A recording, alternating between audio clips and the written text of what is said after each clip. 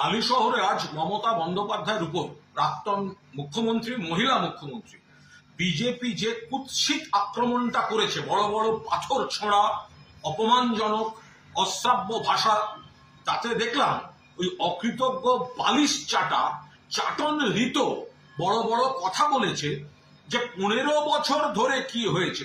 আরে 15 বছর চাটন ঋত, অপদার্থ, অকৃতজ্ঞ, বেঈমান, গদ্দার, একটা রেপের মামলার আসামি সিপিএম লাথি মেরে বার করেছিল, তৃণমূল কংগ্রেস আশ্রয় দিয়েছিল, ভুল করেছিল, আমাদের আপত্তি শোনেনি, কিন্তু আশ্রয় দিয়েছিল। আজকে বলছে 15 বছর, তার মধ্যে তুমি 7-8 বছর কি করেছো? তোমাকে তো সিপিএম লাথি মেরে তাড়াবার পর মমতা বন্দ্যোপাধ্যায়, তৃণমূল কংগ্রেস এবং অভিষেক বন্দ্যোপাধ্যায় না থাকলে তোমাকে তো খুঁজে পাওয়া যেত না।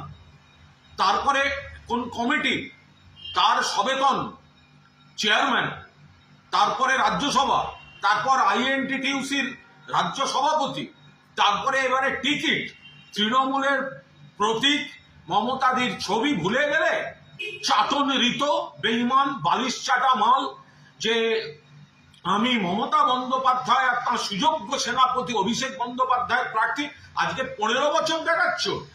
তার মধ্যে 7 বছর 8 বছর তুমি এখানকার ক্রিম পজিশনে ছিলে এই মমতা বন্দ্যোপাধ্যায়ের আশীর্বাদে। তারপরে বলতে লজ্জা করছে না?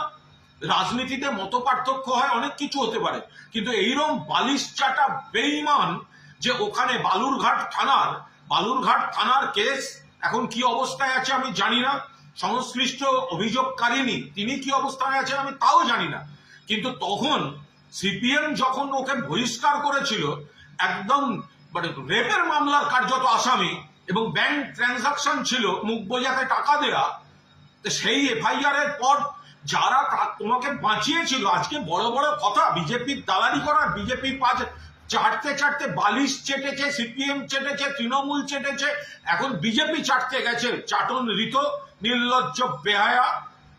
এক বাক্যে যারা মমতা বন্দ্যোপাধ্যায়ের উপর হামলার ঘটনার নিন্দা না করবে, তৃণমূলের সিম্বলে জেতা, তাদের গায়ে রক্ত বিশ্বাসঘাতকের রক্ত।